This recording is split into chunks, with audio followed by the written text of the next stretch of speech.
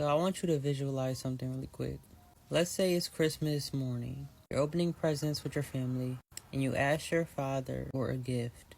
You've been asking for this gift for months, years maybe. And you're opening up your last present, he hands it to you. You're unwrapping this gift, and it's everything you ever wanted.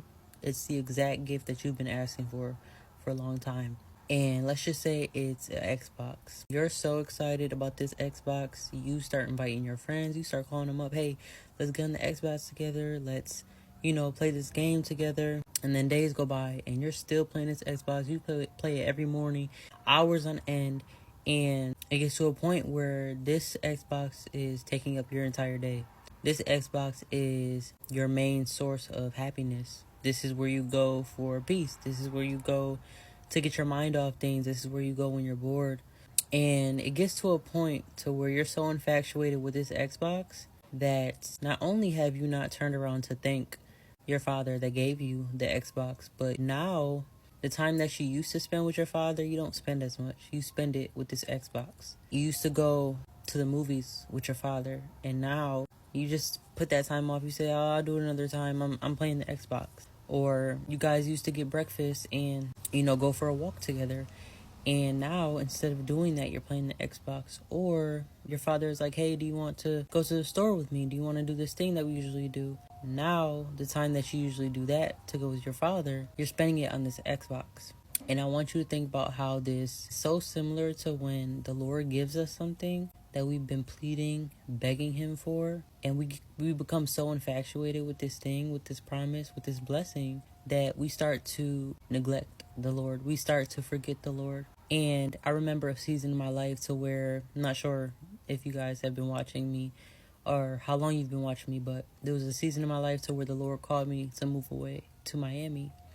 And while I was here, I remember the Lord specifically saying, when I give you this promise, when I give you the thing that you've been asking for, when I get you out of this hard place, right? So where you're in the middle of a rock and a hard place, when I get you out of this season, do not forget the Lord. He specifically said that to me, word for word. Do not forget the Lord. And I think sometimes we become so infatuated with the Lord's promise that we start to idolize it to where it starts to affect our relationship with the Lord. You no longer want to read the Bible. You no longer pray to him. You no longer go to him for comfort. You go to this Xbox. And the Xbox could be your relationship. The Xbox could be your job. The Xbox could be your friendships. You start to become obsessed with the promise rather than being obsessed with the person that gave it to you and loving the person that gave it to you. Now you're neglecting him. Now you're leaving him in the dirt.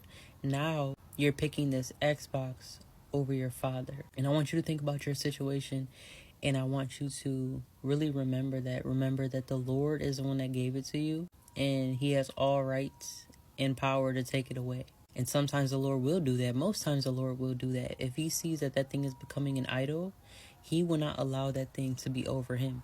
So sometimes what he does, he will remove that relationship. He will make sure that job fires you. He will make sure that those friendships kind of walk away, or something just happens to where you guys can no longer be friends. He will make sure that your plans to move away no longer happen. He will make sure that car breaks down. He will make sure that house or that apartment you get evicted from. He will make sure that things do not work out in your favor because you're putting those things over him.